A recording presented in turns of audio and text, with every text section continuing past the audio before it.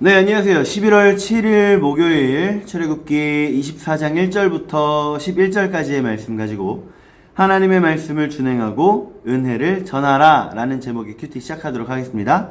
말씀과 질문 해설 먼저 읽어주시고요. 그리고 시간 가능하신 만큼 다시 말씀 연달아서 읽어주시면 감사하겠습니다. 잠시 정지하고 말씀 읽고 재생 버튼 눌러주세요.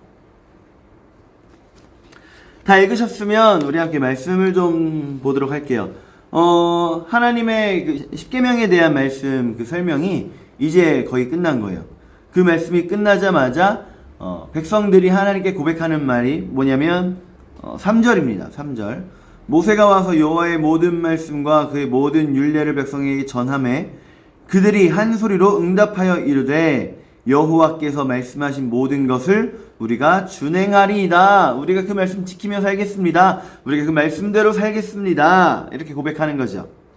그러면서 이제 하나님 앞에 감사의 제사를 쭉 드리다가 이제 모세와 아론의 그 두 사람과 자녀들 그리고 이스라엘의 장로 70명 해서 하나님께로 갑니다. 하나님의 산에 가는 거예요. 하나님의 산에 가요. 그런데 원래는 하나님을 보통 사람이 만난다 그럼 그 사람들은 원래 죽게 되어 있습니다. 왜냐면 하나님은 거룩하신 분이기 때문에 더러운 인간이 함부로 만날 수 있는 분이 아니에요.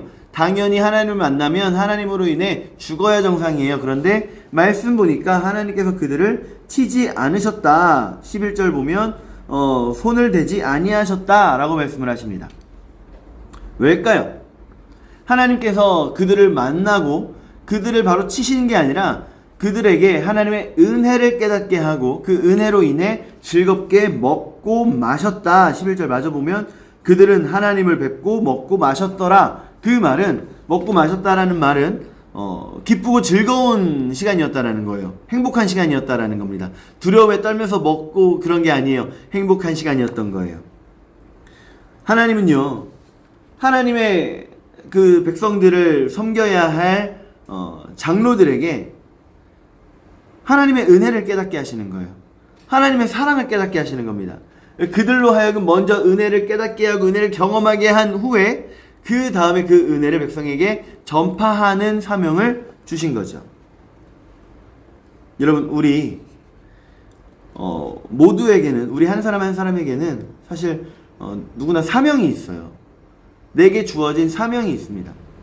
혹 아직 깨닫지 못한 사람들도 있을 수 있고 이미 그걸 깨닫고 그 일에 전심전력하는 사람들도 있을 거예요. 여러분 내게 주어진 그 사명은 가벼운 게 아닙니다. 가벼운 게 아니에요. 하나님께서 그 거룩성을 가지고 장로들을 치셨어야 하지만 그럼에도 불구하고 치지 않으셨을 만큼 사명은 중요한 겁니다. 여러분 오늘 하루 우리가 살아갈 때 우리 모두에게는 사실 동일한 사명이 하나 있어요. 복음을 전해야 할 사명. 그리고 내가 교회에서의 또 직장에서의 학교에서의 그 사명이 있는 거죠. 오늘 하루는요. 그 사명을 위해 나에게 주신 그 사명을 완수하기 위해 힘쓰고 애쓰는 오늘 하루가 되기를 축복합니다. 좋은 하루 되세요.